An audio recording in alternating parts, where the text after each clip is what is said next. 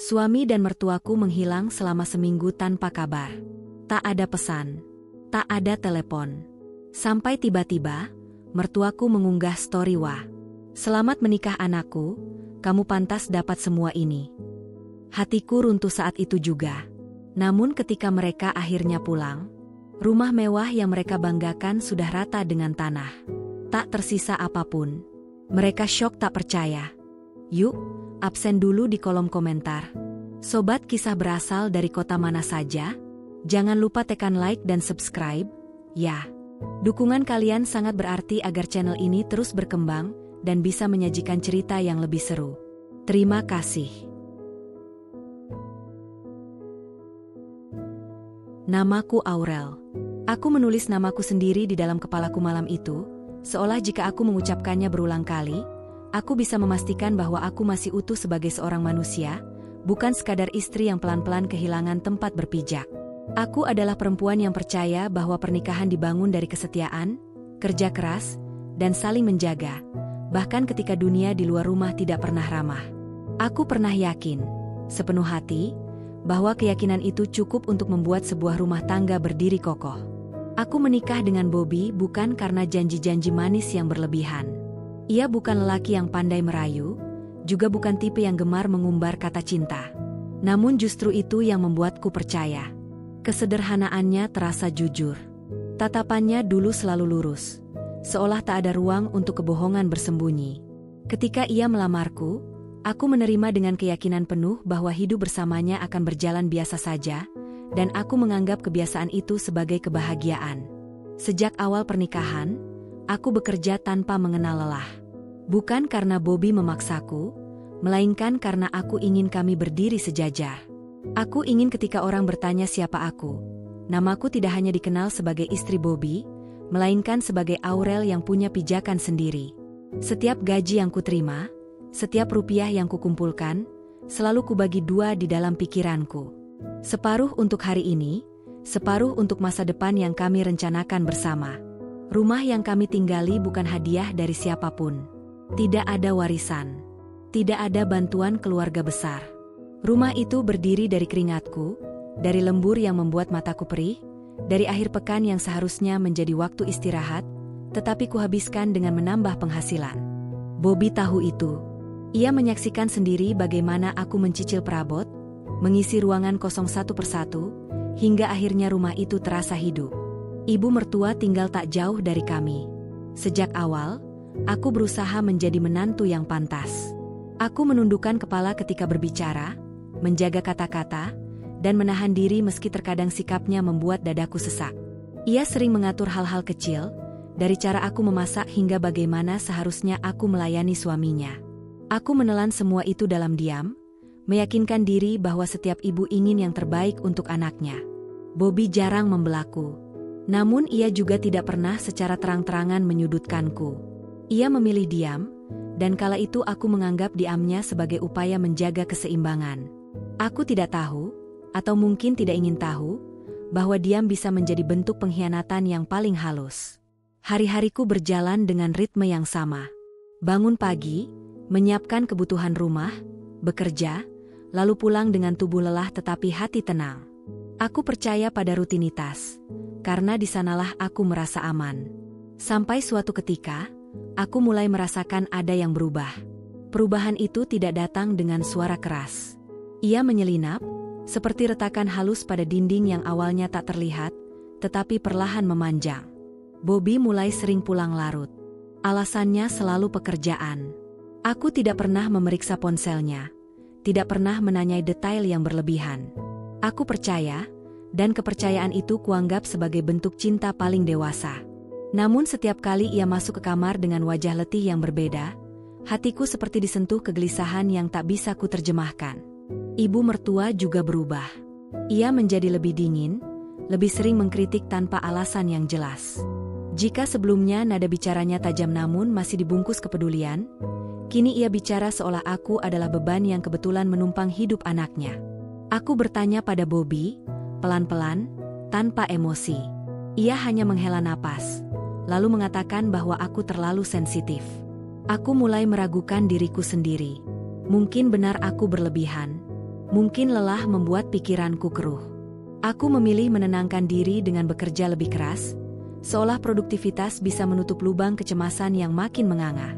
Malam itu, aku duduk sendirian di ruang tamu. Lampu menyala redup, memantulkan bayanganku di lantai yang mengkilap. Rumah terasa sunyi, meski seharusnya tidak. Aku memandangi dinding yang dulu kupilih warnanya dengan penuh semangat. Setiap sudut menyimpan cerita, tawa kecil, dan rencana-rencana sederhana yang pernah kami buat. Aku tidak tahu bahwa ketenangan malam itu adalah ketenangan terakhir sebelum hidupku benar-benar berubah arah. Bobby tidak pulang. Teleponnya tidak aktif. Aku mencoba menahan diri agar tidak panik. Ini bukan pertama kalinya ia pulang larut, kataku pada diri sendiri. Namun ada sesuatu di udara malam itu yang membuat dadaku terasa berat. Aku menatap jam dinding, lalu kembali menyebut namaku dalam hati, seperti mantra yang kupakai untuk bertahan. Aku adalah Aurel, istri yang percaya, perempuan yang membangun rumahnya dengan cinta dan kerja keras. Dan pada malam itu, tanpa kusadari, aku sedang berdiri di ambang kisah yang akan menguji segalanya yang pernah kupercaya. Aku belum tahu bahwa kepercayaan itu akan runtuh. Aku belum tahu bahwa orang-orang terdekatku sedang menyusun rahasia yang akan menghancurkan hidupku.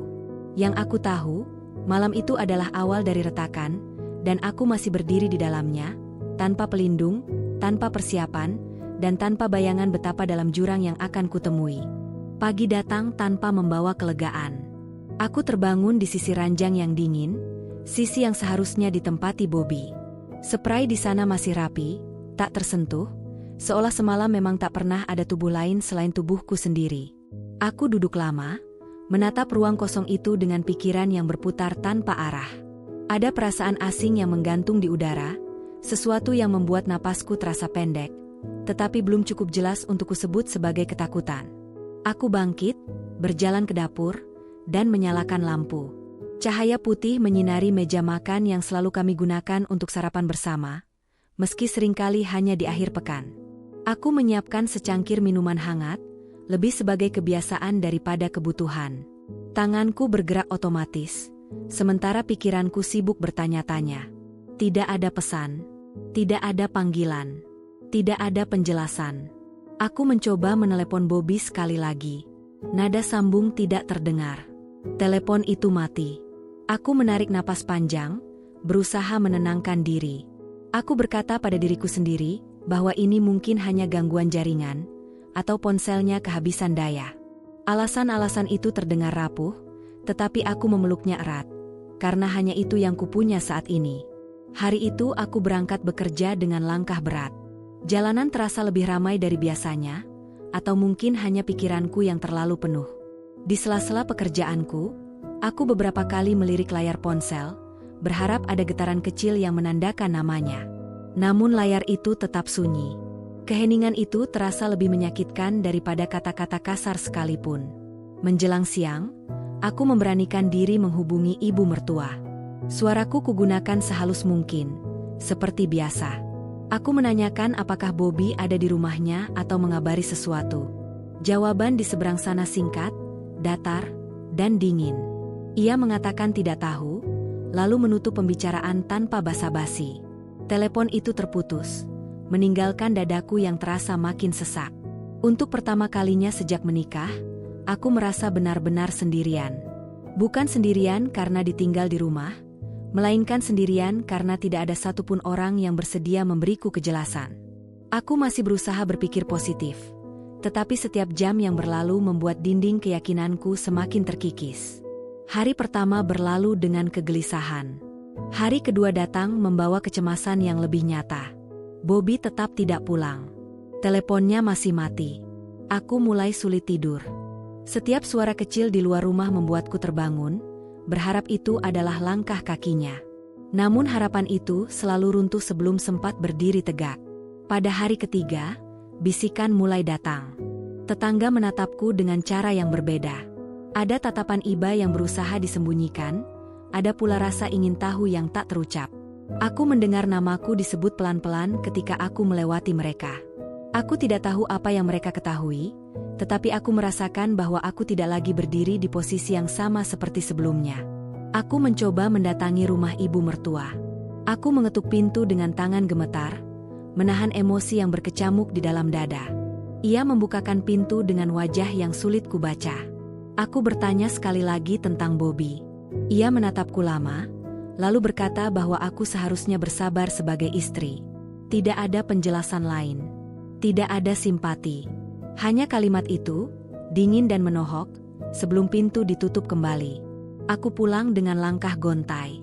Kepalaku terasa penuh, seperti ada suara-suara yang saling bertabrakan. Kesabaran, kata itu terngiang-ngiang di telingaku. Kesabaran seperti apa yang diminta dariku, ketika aku bahkan tidak tahu di mana suamiku berada? Malam keempat adalah malam terpanjang dalam hidupku. Aku duduk di ruang tamu, memandangi foto pernikahan kami yang tergantung di dinding. Senyumku di sana terlihat begitu yakin, begitu percaya. Aku menyentuh bingkai foto itu dengan jari bergetar, seolah ingin memastikan bahwa perempuan di dalam gambar itu benar-benar pernah ada. Hari kelima, aku mulai merasakan perubahan di dalam diriku. Rasa takut perlahan bergeser menjadi kemarahan yang tertahan.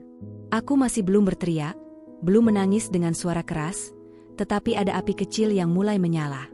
Api itu tidak hangat. Ia dingin, tenang, dan berbahaya. Aku membuka lemari, memeriksa dokumen-dokumen penting yang kusimpan rapi.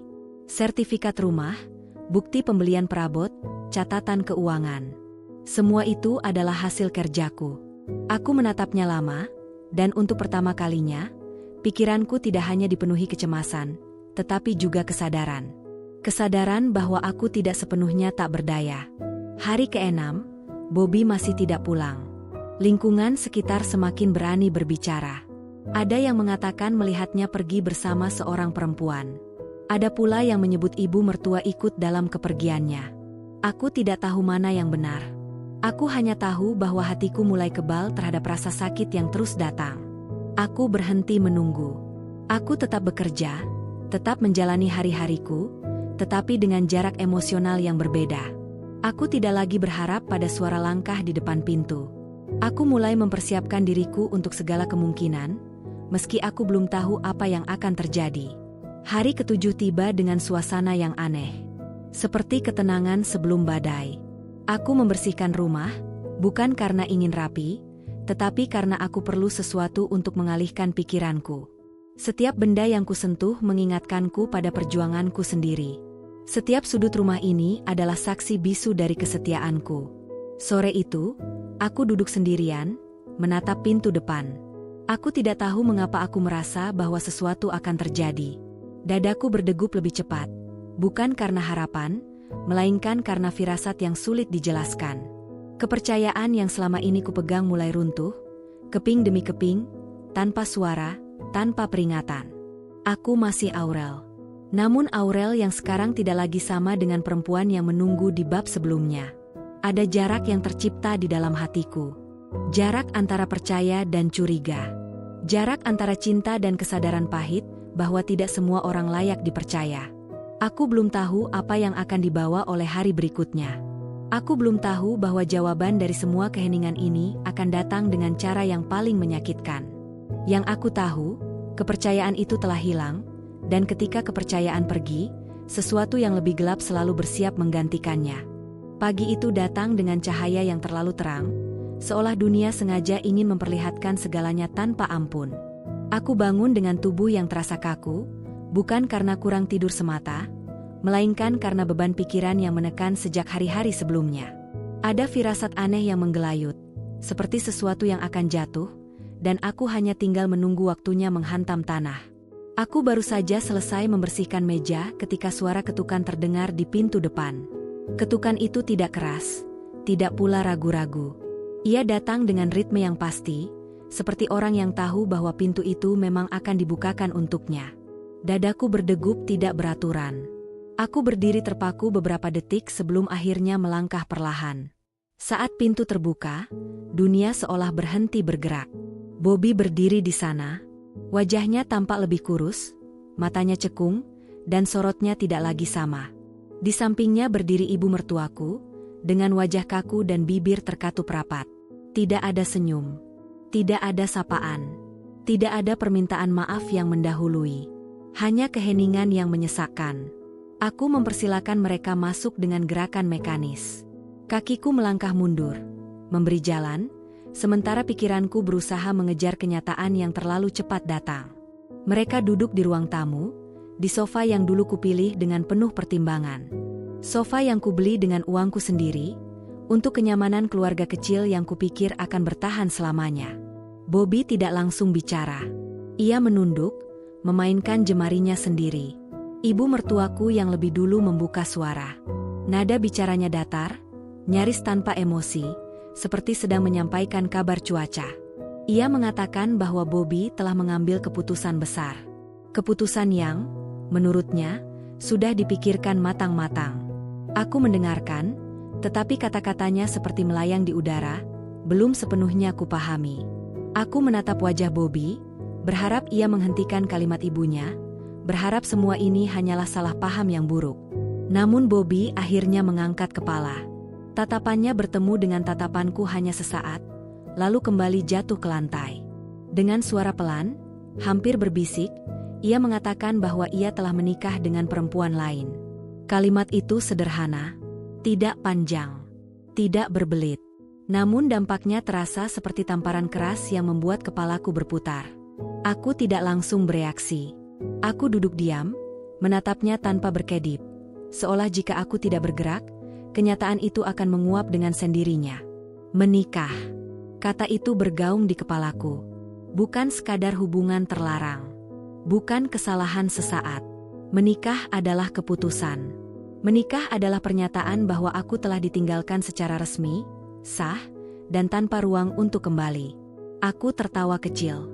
Suara itu keluar tanpa rencana, terdengar asing bahkan di telingaku sendiri. Ibu mertuaku mengernyit, seolah tawaku adalah bentuk ketidaksopanan. Bobby tetap diam. Aku berhenti tertawa, lalu bertanya dengan suara yang jauh lebih tenang daripada perasaanku, sejak kapan semua ini terjadi? Jawaban itu datang dengan cepat, terlalu cepat. Pernikahan itu telah berlangsung beberapa hari yang lalu. Selama aku menunggu di rumah dengan hati penuh cemas, mereka sedang merayakan ikatan baru. Selama aku mempertahankan kepercayaan, mereka mengikat janji di hadapan orang lain. Dadaku terasa sesak. Napasku tertahan di tenggorokan. Namun air mata tidak jatuh. Aku tidak tahu mengapa. Mungkin karena lukanya terlalu dalam, sehingga tubuhku belum sanggup merespons. Aku menoleh pada ibu mertuaku. Aku bertanya apakah ia mengetahui semua ini sejak awal. Ia menjawab dengan anggukan kecil. Bukan anggukan penuh rasa bersalah, melainkan anggukan yang seolah mengatakan bahwa ini adalah hal yang wajar.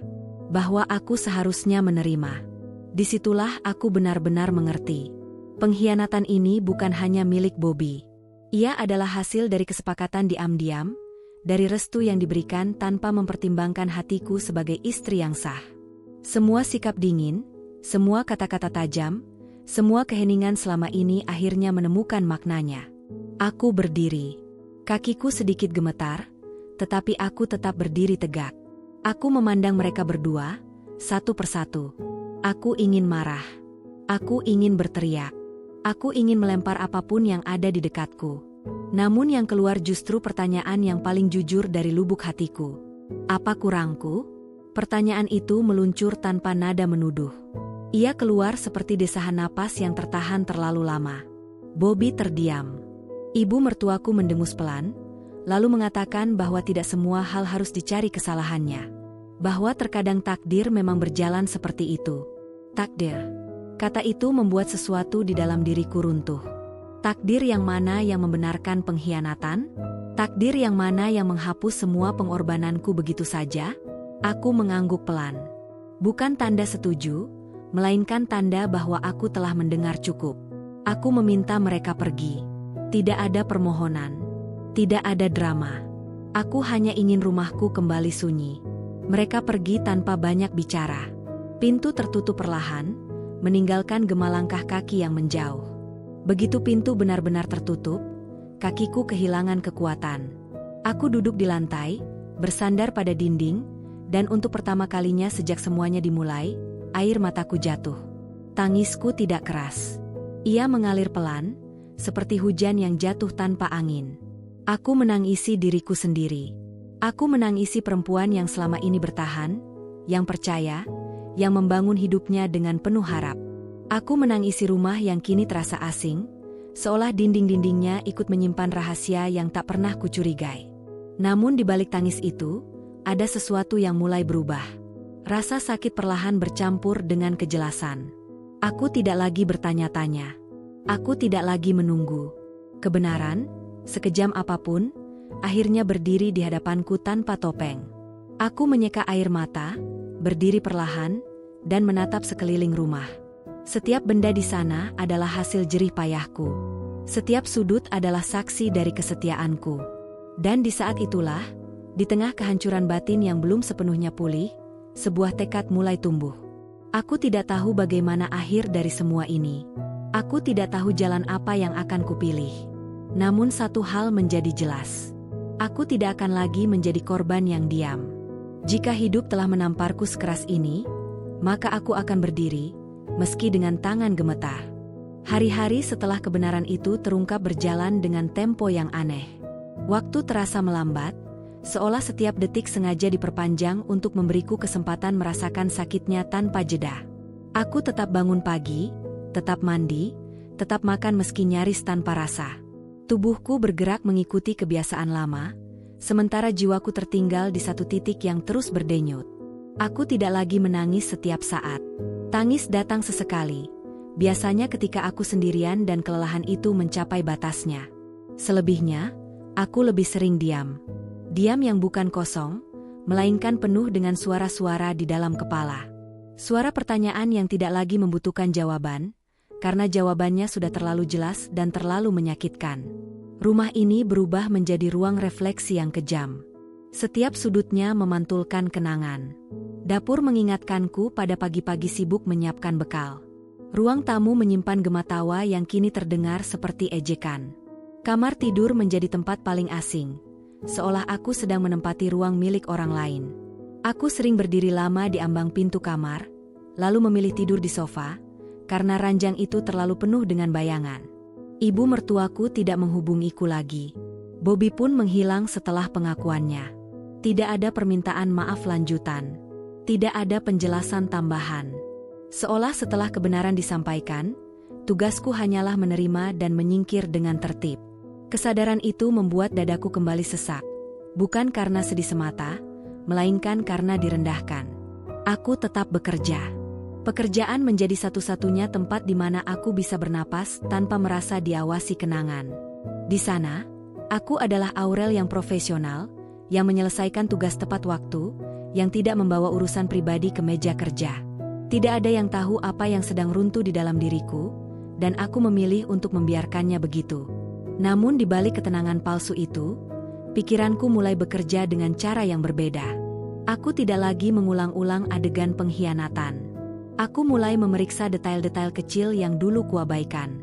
Sikap ibu mertua yang terlalu sering mengatur. Diam Bobby yang selalu kuanggap sebagai bentuk kedewasaan. Semua itu kini terlihat dalam cahaya yang lebih terang, dan aku menyadari betapa naifnya aku dulu. Suatu malam, aku duduk di ruang kerja kecil di rumah, membuka kembali berkas-berkas lama. Bukan karena aku berniat apa-apa, melainkan karena aku butuh memastikan satu hal. Aku butuh mengingat siapa diriku sebelum semua ini terjadi. Aku menelusuri catatan keuangan, bukti pembelian, dan perjanjian-perjanjian yang pernah kutandatangani. Setiap lembar kertas seperti mengembalikan sedikit kendali yang sempat hilang. Di sana tertulis jelas namaku. Di sana tercatat setiap upaya, setiap cicilan, setiap keputusan yang kuambil dengan penuh tanggung jawab. Rumah ini bukan hadiah. Ia bukan belas kasihan. Ia adalah hasil kerja keras yang sah. Kesadaran itu menyalakan sesuatu di dalam dadaku. Bukan amarah yang meledak-ledak, melainkan keteguhan yang dingin. Aku mulai menyadari bahwa luka ini, jika terus kubiarkan berdarah, akan menghancurkanku perlahan. Maka aku memilih cara lain. Aku membiarkan luka itu mengeras, membatu, menjadi lapisan pelindung yang membuatku bisa berdiri tanpa goyah. Aku tidak menutupinya dengan senyum palsu, tetapi aku juga tidak lagi membiarkannya menguasai setiap langkahku. Beberapa orang mencoba mendekat. Ada yang bertanya dengan nada hati-hati, ada pula yang sekadar ingin tahu. Aku menjawab seperlunya. Aku tidak ingin ceritaku menjadi konsumsi siapapun. Aku tidak ingin dikasihani. Aku hanya ingin diberi ruang untuk berpikir. Pada suatu sore, aku duduk sendirian di teras rumah, memandangi langit yang mulai menguning. Angin berhembus pelan, membawa suara aktivitas tetangga yang samar. Aku menyadari bahwa hidup di luar sana tetap berjalan, tidak peduli betapa hancurnya satu hati di sudut kecil dunia. Kesadaran itu pahit, tetapi juga membebaskan. Aku mulai bertanya pada diriku sendiri, bukan lagi tentang mengapa ini terjadi, melainkan tentang apa yang akan kulakukan selanjutnya. Pertanyaan itu tidak langsung terjawab. Ia menggantung, menuntut keberanian yang belum sepenuhnya kumiliki. Namun untuk pertama kalinya, aku tidak merasa takut dengan ketidakpastian itu. Malam-malamku kini diisi dengan renungan yang lebih jujur. Aku mengakui kemarahanku, tetapi aku tidak membiarkannya menguasai. Aku mengakui kesedihanku, tetapi aku tidak lagi tenggelam di dalamnya. Setiap emosi kuterima sebagai bagian dari proses, bukan sebagai penentu akhir. Aku tahu, di suatu tempat di luar sana, Bobby sedang menjalani hidup barunya. Aku tahu ibu mertuaku mungkin merasa telah melakukan yang terbaik menurut versinya sendiri. Pengetahuan itu tidak lagi membuatku gemetar. Ia hanya menambah satu lapisan dingin pada tekad yang sedang terbentuk. Luka ini telah membatu. Ia tidak lagi berdarah, tetapi juga tidak hilang. Ia menjadi penanda, pengingat bahwa aku pernah percaya sepenuh hati dan dikhianati tanpa belas kasihan. Namun dari luka yang mengeras itulah, aku mulai membangun kembali diriku sendiri. Keheningan menjadi temanku yang paling setia. Bukan keheningan yang kosong, melainkan keheningan yang syarat makna. Aku menjalaninya setiap hari, seperti seseorang yang sedang mengumpulkan potongan-potongan dirinya sendiri, lalu menyusunnya kembali dengan hati-hati. Tidak ada lagi tangis yang tiba-tiba pecah. Tidak ada lagi dada yang terasa sesak tanpa sebab. Yang ada hanyalah ketenangan dingin, ketenangan yang lahir dari keputusan untuk tidak lagi menjadi rapuh. Aku mulai bangun lebih pagi. Bukan karena aku ingin sibuk, tetapi karena pagi memberiku ruang berpikir yang jernih. Saat matahari belum sepenuhnya muncul, dunia terasa lebih jujur. Tidak ada tatapan, tidak ada bisik-bisik, tidak ada ingatan yang menyerbu tanpa izin. Di jam-jam itulah aku duduk sendirian, menuliskan hal-hal yang selama ini hanya berputar di kepalaku. Aku tidak menulis tentang cinta. Aku menulis tentang fakta. Tentang apa yang kumiliki. Tentang apa yang pernah kuberikan. Tentang apa yang seharusnya kembali menjadi milikku. Setiap kalimat kutulis tanpa emosi berlebihan. Seperti seseorang yang sedang menyusun laporan penting. Aku belajar memisahkan perasaan dari keputusan. Karena aku tahu, jika aku membiarkan emosiku memimpin, aku akan kalah bahkan sebelum melangkah. Rumah ini masih berdiri dengan kokoh. Dindingnya tetap sama, lantainya masih mengkilap, perabotnya tidak berubah. Namun bagiku, rumah ini telah kehilangan jiwanya. Ia tidak lagi menjadi tempat pulang, melainkan ruang yang menyimpan terlalu banyak ironi. Aku menyentuh meja makan yang jarang lagi kugunakan, lalu menarik tanganku kembali, seolah sentuhan itu bisa memindahkan luka ke kulitku. Aku mulai mengemas barang-barang kecil. Awalnya hanya pakaian, lalu dokumen, lalu benda-benda pribadi yang memiliki nilai emosional. Aku melakukannya perlahan, tanpa tergesa-gesa. Setiap benda kupegang, kuingat kapan dan bagaimana aku membelinya. Tidak ada satupun yang lepas dari ingatanku. Semua itu adalah bagian dari hidup yang pernah kubangun dengan sepenuh hati. Tidak ada yang mencurigai apapun. Tetangga melihatku seperti biasa, pergi bekerja, pulang sore, sesekali menyiram tanaman. Mereka tidak tahu bahwa di balik rutinitas itu, aku sedang menarik garis batas yang tegas antara masa lalu dan masa depan. Aku tidak mengumumkan keputusanku. Aku tidak meminta pendapat siapapun. Ini adalah perjalananku sendiri. Aku juga mulai menghubungi orang-orang yang selama ini mengurus hal-hal teknis dalam hidupku. Bukan dengan nada curiga, melainkan profesional. Aku menanyakan ulang status kepemilikan, memastikan semua tercatat dengan benar. Setiap jawaban yang kuterima memperkuat keyakinanku bahwa aku tidak sedang berdiri di atas angin kosong. Aku berdiri di atas fakta yang kokoh. Di malam hari, Aku duduk di ruang tamu dengan lampu yang sengaja kuredupkan. Aku membiarkan bayangan bergerak pelan di dinding, seolah rumah ini sedang bernapas terakhir kalinya. Tidak ada kesedihan yang melonjak. Yang ada hanyalah rasa lelah yang tenang. Seperti seseorang yang akhirnya menerima bahwa sebuah perjalanan memang harus berakhir. Aku teringat percakapanku dengan Bobby di masa lalu. Tentang rencana-rencana kecil, tentang masa depan yang katanya akan kami jalani bersama. Kini semua itu terdengar seperti cerita orang lain. Aku tidak lagi marah ketika mengingatnya. Aku hanya mencatatnya sebagai bagian dari hidup yang tidak akan kuulang. Rencanaku tidak lahir dari dendam yang membabi buta. Ia lahir dari kesadaran.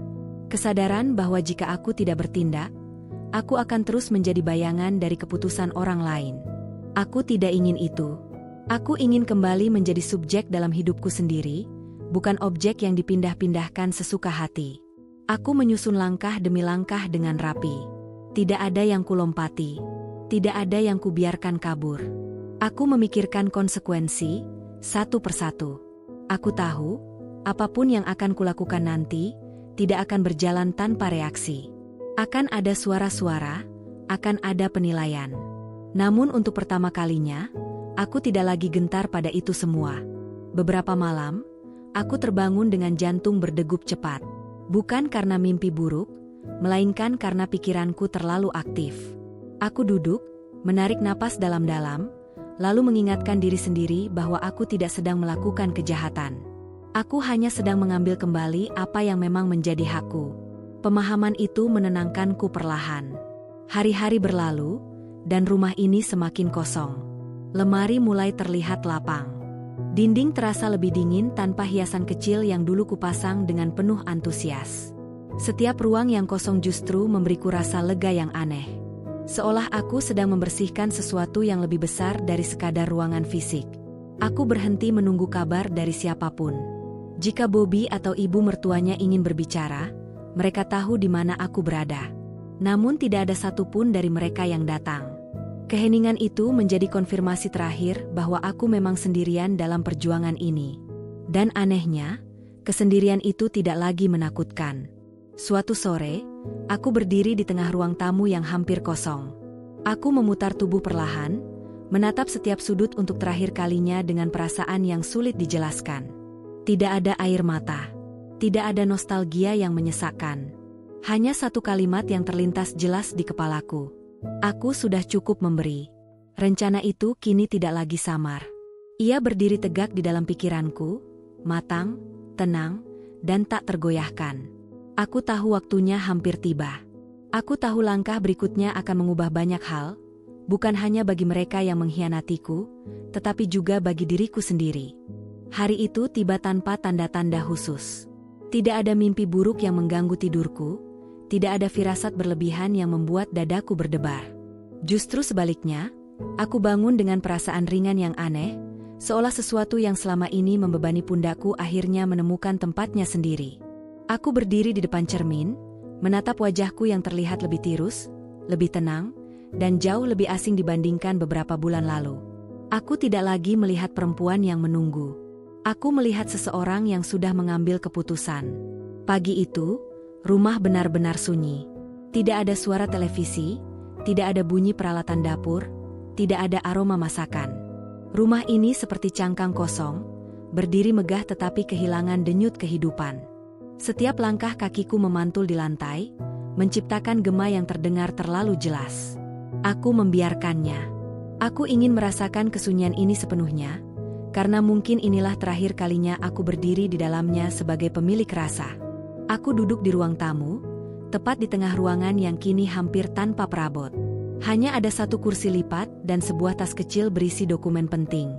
Aku membuka kembali berkas-berkas itu, bukan karena ragu, melainkan untuk menegaskan sekali lagi pada diriku sendiri, bahwa apa yang akan kulakukan bukanlah tindakan impulsif. Semua sudah kupikirkan.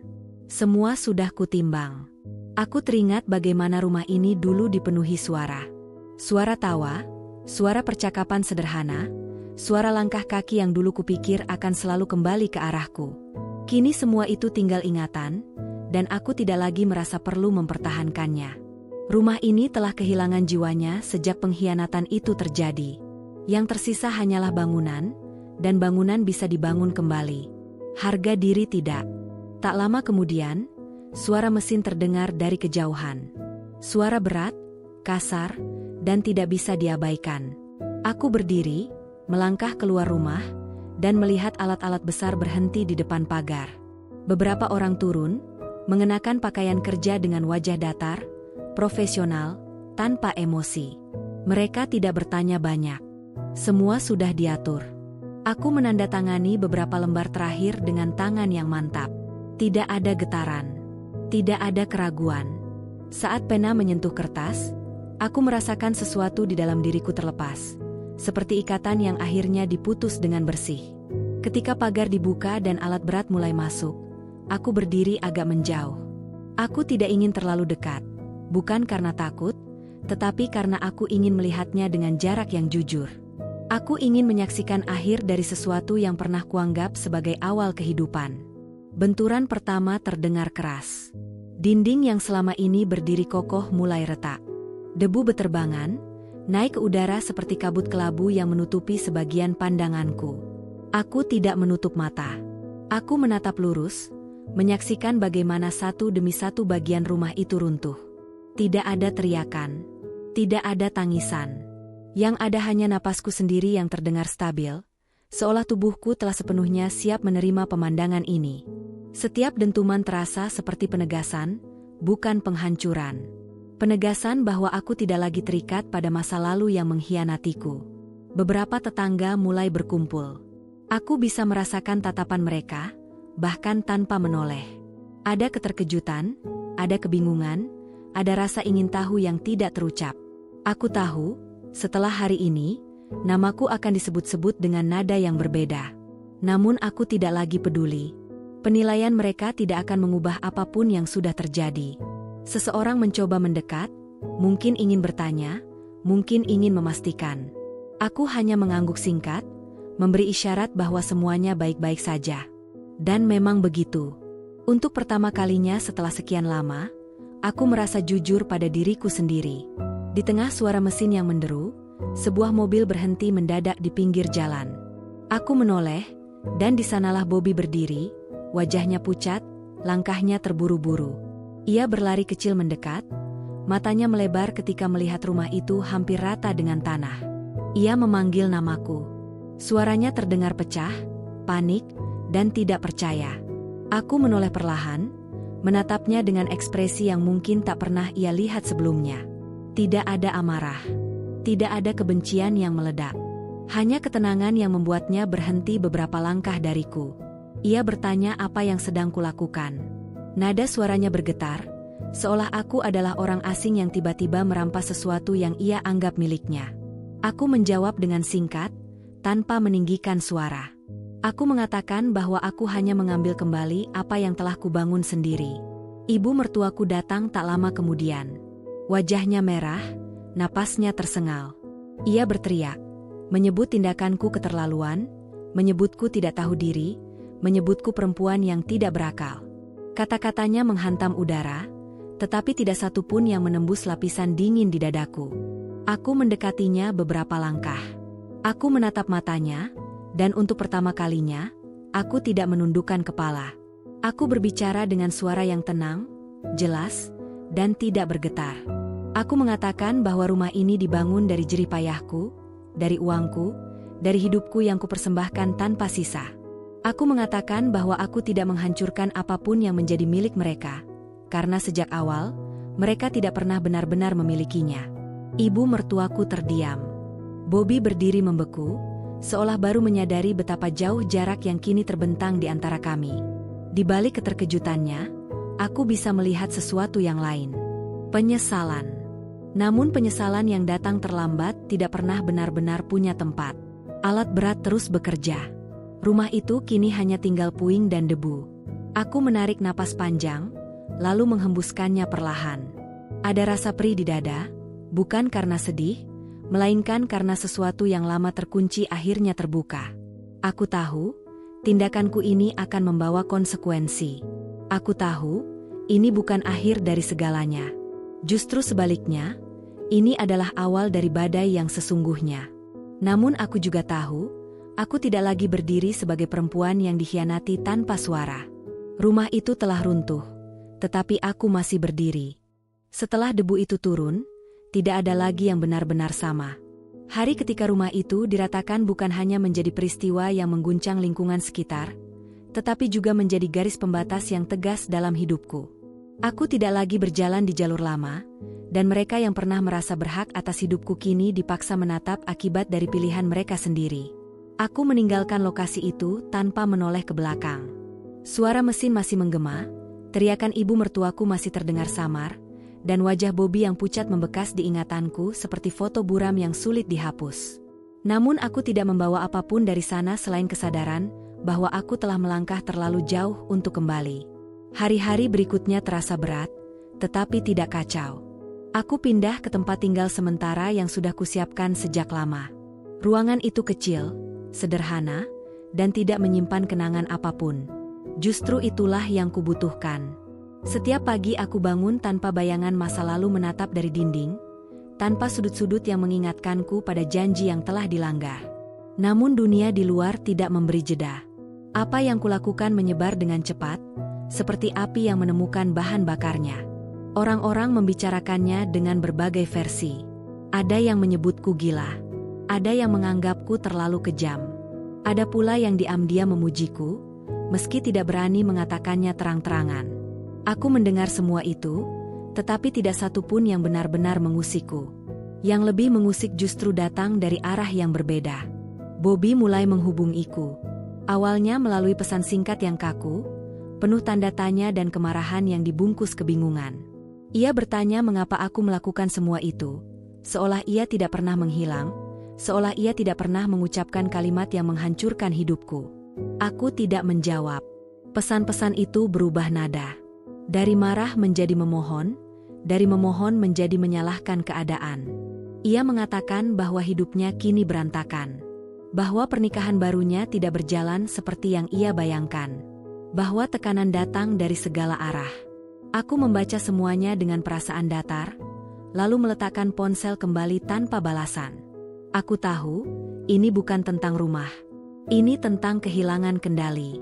Bobby kehilangan tempat berpijak, kehilangan rasa aman yang dulu ia anggap akan selalu ada. Dan untuk pertama kalinya, aku tidak merasa bersalah melihatnya goyah. Ibu mertuaku juga tidak tinggal diam. Ia menyebarkan ceritanya sendiri, versi yang menempatkanku sebagai perempuan durhaka, sebagai istri yang tidak tahu diri. Beberapa orang mendatangiku, mencoba menasihati, mencoba memintaku bersabar, seolah aku masih berada di posisi yang sama seperti dulu. Aku mendengarkan, lalu tersenyum tipis. Aku tidak lagi menjelaskan diriku kepada siapapun. Namun karma tidak hanya datang dalam bentuk sosial. Ia bergerak lebih dalam, lebih sunyi, dan lebih tepat sasaran. Aku mendengar kabar bahwa pernikahan Bobby dengan perempuan itu mulai retak. Bukan karena kehadiranku, melainkan karena kebohongan yang menjadi fondasinya. Kepercayaan yang dibangun di atas pengkhianatan selalu rapuh. Aku tidak terkejut mendengarnya. Aku hanya mengangguk kecil, seperti seseorang yang melihat hujan turun setelah awan gelap berkumpul. Bobby mulai kehilangan banyak hal. Pekerjaannya terganggu karena masalah pribadi yang tak bisa lagi ia sembunyikan. Reputasinya goyah. Orang-orang yang dulu memujinya kini menjaga jarak. Aku tidak merayakan itu. Aku hanya mencatatnya sebagai bagian dari alur sebab dan akibat yang tak terhindarkan. Di sisi lain, aku juga mulai merasakan dampaknya. Tidak semua konsekuensi berpihak padaku. Ada panggilan resmi, ada pertanyaan-pertanyaan yang harus kujawab, ada proses yang menuntut ketenangan dan keberanian. Aku tidak menyangkal apa yang kulakukan.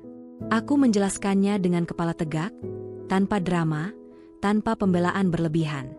Beberapa malam aku duduk sendirian, memikirkan apakah aku telah melangkah terlalu jauh. Pertanyaan itu muncul bukan karena penyesalan, melainkan karena aku mulai memahami bahwa setiap tindakan, seadil apapun menurut kita, tetap membawa harga. Dan harga itu tidak selalu ringan. Aku mulai lelah. Bukan lelah karena menyesal, tetapi lelah karena harus terus berdiri tegak di tengah arus penilaian. Ada saat-saat ketika aku merindukan hidup yang sederhana, hidup yang tidak menuntut ketegasan terus-menerus. Namun ketika pikiran itu datang, aku mengingat kembali wajah Bobby saat pengakuan itu terucap. Dan kerinduan itu pun sirna. Suatu sore, aku menerima pesan yang berbeda. Bukan dari Bobby, bukan dari ibu mertuaku. Pesan itu datang dari seseorang yang tidak pernah benar-benar ku kenal dekat. Isinya singkat, tetapi cukup untuk membuatku terdiam lama. Pesan itu mengatakan bahwa tindakanku telah membuka mata banyak orang. Bahwa tidak semua perempuan berani berdiri sejauh itu. Bahwa apa yang kulakukan, disadari atau tidak, telah mengubah cara pandang seseorang tentang harga diri. Aku menatap layar ponsel dengan napas tertahan. Untuk pertama kalinya sejak semua ini terjadi, aku merasakan sesuatu yang hangat di dadaku. Bukan kebanggaan yang meledak, melainkan pengakuan yang sunyi. Aku membalas pesan itu dengan ucapan terima kasih sederhana, lalu menutup ponsel. Namun di balik semua itu, ada satu hal yang mulai menggangguku. Aku mulai bertanya, bukan tentang Bobby, bukan tentang ibu mertuaku, tetapi tentang diriku sendiri. Tentang apa yang tersisa setelah semua ini selesai. Tentang siapa aku ketika kemarahan dan keteguhan ini akhirnya reda. Aku menyadari bahwa aku telah berjalan jauh dengan energi yang besar. Energi yang berasal dari luka. Dan seperti semua energi yang dibakar terlalu lama, ia mulai meninggalkan kelelahan yang dalam. Aku masih berdiri, tetapi aku juga mulai merasakan beratnya langkah ke depan. Karma memang mulai bergerak. Ia menyentuh mereka yang mengkhianatiku dengan cara yang tak bisa kuhentikan. Namun ia juga menyentuhku, mengingatkanku bahwa tidak ada tindakan yang benar-benar bebas dari dampak. Aku selalu tahu bahwa tidak ada keputusan besar yang datang tanpa bayaran. Namun mengetahui dan merasakan adalah dua hal yang sangat berbeda. Hari-hari setelah karma mulai bergerak justru menjadi masa paling sunyi dalam hidupku. Bukan sunyi karena tidak ada suara, melainkan sunyi karena aku akhirnya harus berhadapan dengan diriku sendiri, tanpa musuh yang jelas, tanpa amarah yang bisa dijadikan bahan bakar. Pagi itu aku duduk di dekat jendela, memandangi jalan kecil di depan tempat tinggalku yang sementara. Orang-orang lalu lalang dengan urusan masing-masing. Mereka tertawa, berbincang, mengeluh tentang hal-hal sepele. Dunia tampak begitu normal, seolah tidak pernah terjadi apa-apa. Kontras itu membuat dadaku terasa berat. Hidupku telah berubah drastis, sementara dunia tetap melaju tanpa menoleh. Aku menerima panggilan yang selama ini kutunggu sekaligus kutakuti. Nada suaranya resmi, terukur, dan dingin. Aku diminta hadir untuk menyelesaikan proses yang menjadi konsekuensi dari tindakanku. Tidak ada tuduhan berlebihan, tidak ada drama. Hanya serangkaian fakta yang harus kuhadapi dengan kepala tegak. Aku datang tepat waktu. Duduk di ruangan yang rapi, dengan kursi-kursi yang tertata simetris. Setiap detik di sana terasa panjang. Aku menjawab pertanyaan dengan jujur, tanpa menambah atau mengurangi. Aku tidak membela diri secara emosional. Aku tidak menyalahkan siapapun. Aku hanya menyampaikan kebenaran sebagaimana adanya. Saat proses itu selesai, aku melangkah keluar dengan kaki sedikit gemetar. Udara di luar terasa lebih panas dari biasanya. Aku berdiri sejenak, menarik napas dalam-dalam, lalu menghembuskannya perlahan. Ada rasa lega karena semuanya telah disampaikan, tetapi juga ada rasa kosong yang menganga, seolah aku baru saja menutup satu pintu besar tanpa tahu apa yang menungguku di balik pintu berikutnya. Di sisi lain, kehidupan Bobby semakin runtuh. Aku tidak mencarinya, tetapi kabar tentangnya datang sendiri. Pernikahan barunya berada di ujung kehancuran. Perempuan yang dulu ia pilih dengan penuh keyakinan kini, melihatnya dengan kecurigaan yang sama seperti yang pernah kurasakan. Kepercayaan tidak tumbuh di tanah yang telah tercemar. Ibu mertuaku pun tidak luput dari akibat. Kesehatannya menurun, emosinya tidak stabil. Orang-orang yang dulu mendukungnya mulai menjaga jarak. Namun anehnya, semua kabar itu tidak memberiku kepuasan. Tidak ada rasa menang. Tidak ada sorak dalam batin. Yang ada justru kelelahan yang dalam, seperti seseorang yang telah berlari terlalu jauh tanpa sempat berhenti. Suatu malam, aku duduk di lantai ruang kecil itu, memeluk lututku sendiri. Untuk pertama kalinya setelah sekian lama, aku membiarkan diriku menangis tanpa menahan. Tangis itu tidak histeris. Ia mengalir pelan, jujur, dan penuh kelelahan. Aku menangisi semua versi diriku yang telah mati sepanjang perjalanan ini. Istri yang percaya, perempuan yang berharap, bahkan perempuan yang membalas dengan dingin. Di tengah tangis itu, aku bertanya pada diriku sendiri, apakah semua ini sepadan?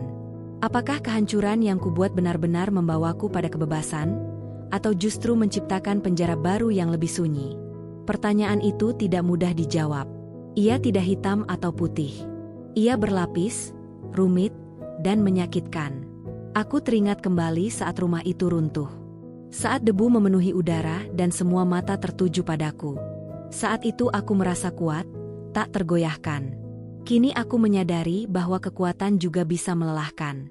Terlalu lama berdiri dalam posisi bertahan, membuat otot batin menegang tanpa sadar. Bobby akhirnya datang menemuiku. Bukan dengan amarah, bukan dengan tuntutan, melainkan dengan wajah yang kelelahan dan mata yang dipenuhi penyesalan. Ia berdiri di depanku dengan jarak yang sopan, seolah takut melanggar batas yang kini begitu jelas. Ia meminta waktu untuk bicara, dan aku mengizinkannya, bukan karena aku berutang penjelasan, melainkan karena aku ingin menutup satu lingkaran dengan benar. Ia berbicara panjang lebar tentang kesalahannya, tentang keputusan bodoh yang ia buat, tentang hidupnya yang kini terasa hampa. Aku mendengarkan tanpa memotong. Tidak ada lagi getaran di dadaku. Tidak ada dorongan untuk membalas atau menyalahkan. Aku hanya mendengar, seperti seseorang yang mendengar cerita lama yang tidak lagi menyentuh luka. Ketika giliranku bicara, aku tidak berkata banyak. Aku mengatakan bahwa aku telah membayar harga dari pembalasanku, dan ia pun membayar harga dari pengkhianatannya. Kami berdiri di dua sisi akibat yang berbeda, tetapi sama-sama terluka. Aku tidak memaafkannya secara dramatis. Aku juga tidak mengutuknya. Aku hanya melepaskannya. Ia pergi dengan langkah berat, dan untuk pertama kalinya, aku tidak merasa perlu memastikan kemana ia melangkah. Malam itu aku tidak langsung tidur. Aku duduk lama, memikirkan arti keadilan, arti karma, dan arti keberanian. Aku menyadari bahwa balas dendam memang memberi rasa kuasa sesaat, tetapi tidak pernah dirancang untuk menjadi tempat tinggal. Ia hanyalah jembatan, dan jika seseorang terlalu lama berdiri di atasnya, ia akan kelelahan sendiri. Harga dari pembalasan akhirnya kuterima sepenuhnya. Bukan dalam bentuk hukuman yang kejam, melainkan dalam bentuk kesadaran. Kesadaran bahwa aku telah berubah, dan perubahan itu tidak semuanya ringan. Ada bagian diriku yang menjadi lebih kuat, tetapi ada pula bagian yang harus belajar lembut kembali. Setelah semua kegaduhan mereda, yang tersisa hanyalah keheningan yang panjang.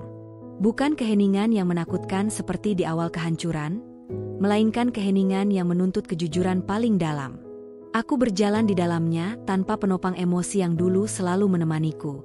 Tidak ada lagi kemarahan sebagai bahan bakar, tidak ada lagi luka segar yang memaksaku bergerak. Yang ada hanyalah diriku sendiri, berdiri di persimpangan hidup yang baru. Hari-hariku kini sederhana.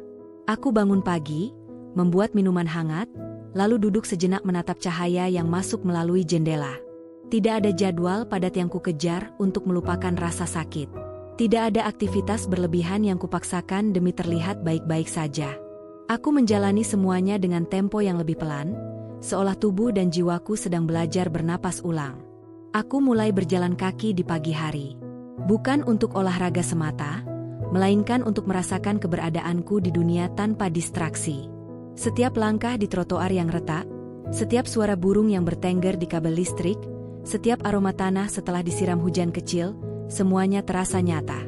Aku belajar hadir sepenuhnya, sesuatu yang lama hilang ketika hidupku dipenuhi tuntutan peran dan ekspektasi orang lain. Nama Bobby semakin jarang muncul dalam pikiranku. Bukan karena aku berusaha mengusirnya, melainkan karena ia memang perlahan kehilangan tempat. Ia menjadi bagian dari masa lalu yang telah tertutup rapi.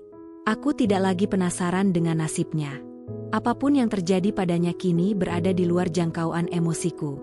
Dan itu, aku sadari, adalah bentuk kebebasan yang sesungguhnya. Aku juga berhenti memantau apa yang dikatakan orang tentangku. Dulu, setiap bisik-bisik terasa seperti vonis.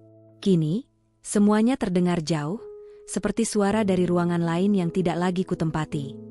Aku memahami bahwa aku tidak bisa mengendalikan cara orang memandangku, dan keinginan untuk mengendalikan itu perlahan menguap. Ada hari-hari ketika kesepian datang mengetuk dengan sopan. Ia tidak lagi menerobos seperti sebelumnya.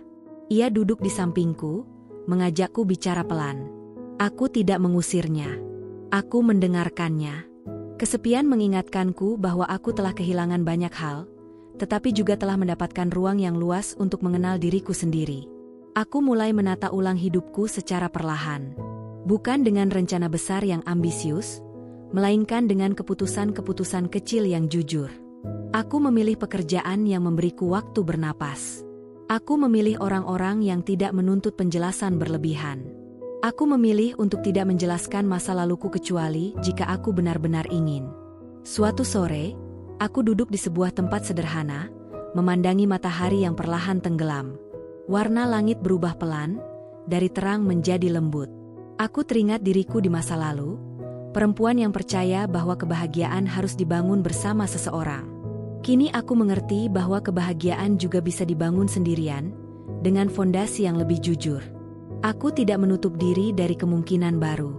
Namun aku juga tidak mencarinya dengan gelisah. Aku membiarkan hidup datang dengan caranya sendiri. Aku tahu, jika suatu hari aku kembali membuka hati, itu akan kulakukan tanpa rasa takut kehilangan diri sendiri. Ada malam-malam ketika aku terbangun dan mengingat rumah yang telah runtuh. Anehnya, bayangan itu tidak lagi menyakitkan. Rumah itu kini menjadi simbol, bukan luka. Simbol dari keberanian untuk melepaskan sesuatu yang sudah tidak layak dipertahankan. Aku tersenyum kecil setiap kali mengingatnya, bukan dengan bangga, tetapi dengan pemahaman. Aku menyadari bahwa perjalanan ini telah mengubahku secara permanen. Aku tidak lagi polos. Aku tidak lagi mudah percaya.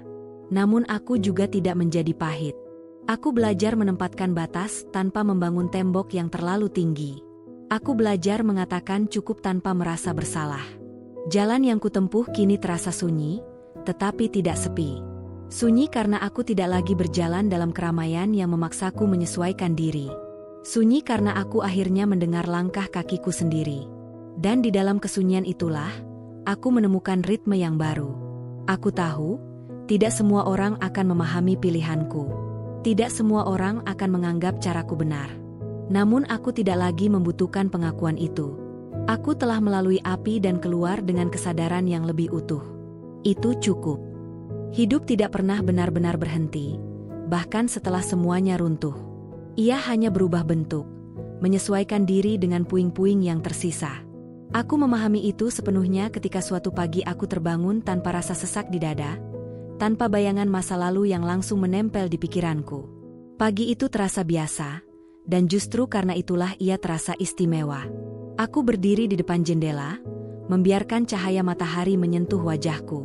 Tidak ada rumah besar dengan dinding kokoh di sekelilingku, tidak ada halaman luas yang pernah menjadi kebanggaanku.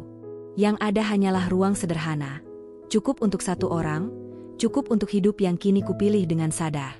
Aku tidak lagi mengukur hidup dari luas bangunan atau banyaknya benda, melainkan dari seberapa tenang aku bisa bernapas di dalamnya. Aku adalah Aurel, dan untuk pertama kalinya dalam waktu yang sangat lama, aku menyebut namaku tanpa embel-embel apapun. Bukan istri seseorang. Bukan menantu siapapun. Hanya aku, dengan seluruh pengalaman pahit dan kekuatan yang tumbuh darinya. Hari-hariku kini terisi oleh hal-hal kecil yang dulu luput dari perhatianku. Aku menikmati waktu memasak tanpa terburu-buru, memilih bahan makanan dengan cermat, lalu menyantapnya perlahan. Aku belajar bahwa merawat diri bukanlah tindakan egois, melainkan kebutuhan dasar yang pernah kuabaikan demi peran orang lain. Sesekali, kabar tentang Bobby masih sampai ke telingaku. Hidupnya tidak pernah benar-benar kembali seperti semula. Ia menjalani hari-harinya dengan bayang-bayang keputusan yang pernah ia buat. Aku tidak lagi merespons kabar itu dengan emosi apapun. Tidak ada kepuasan, tidak ada luka yang kembali terbuka. Ia hanyalah seseorang yang pernah menjadi bagian dari hidupku, lalu pergi dengan caranya sendiri. Ibu mertuaku pun demikian. Penyesalannya, jika ada, datang terlambat dan tidak lagi membutuhkan reaksiku. Aku memahami bahwa setiap orang menanggung karmanya masing-masing. Aku tidak merasa perlu menambahkan apapun ke dalam beban itu. Yang lebih penting bagiku adalah bagaimana aku menata hidup setelah semuanya menjadi abu. Aku tidak membangun kembali rumah yang sama. Aku tidak mencoba mengulang cerita lama dengan tokoh berbeda. Aku memilih membangun fondasi baru di dalam diriku sendiri. Fondasi yang tidak bergantung pada siapapun, tetapi cukup kuat untuk menopang siapapun yang kelak ingin berjalan di sisiku. Aku mulai kembali bermimpi, tetapi dengan cara yang berbeda. Mimpiku kini tidak lagi bergantung pada janji orang lain. Aku bermimpi tentang ketenangan, tentang keseimbangan, tentang hidup yang tidak harus selalu terlihat sempurna di mata dunia. Aku bermimpi tentang menjadi perempuan yang utuh, dengan batas yang jelas dan hati yang tetap terbuka. Ada saat-saat ketika aku duduk sendiri dan merenungkan perjalanan panjang yang telah kulalui.